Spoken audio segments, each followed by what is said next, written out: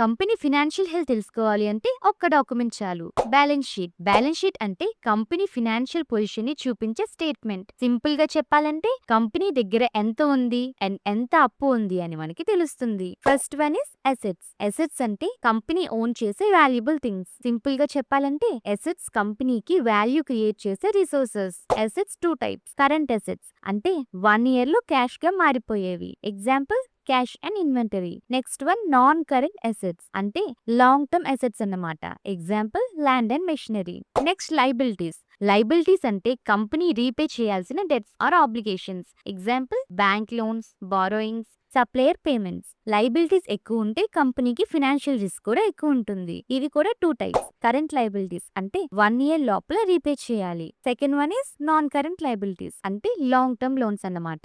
Third part share holders equity. ఇది simple గా చెప్పాలంటే అసెట్స్ నుంచి లైబిలిటీస్ తీసేస్తే మిగిలింది ఈక్విటీ అంటే కంపెనీ రియల్ నెట్వర్త్ అన్నమాట.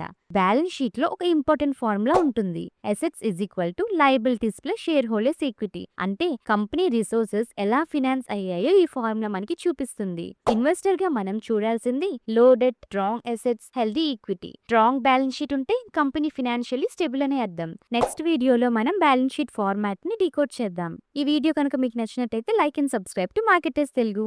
నేను సెబీ రిజిస్టర్డ్ అడ్వైజర్ ని కాదు. ఈ వీడియో కేవలం ఎడ్యుకేషన్ పర్పస్ కోసం మాత్రమే. Thank you for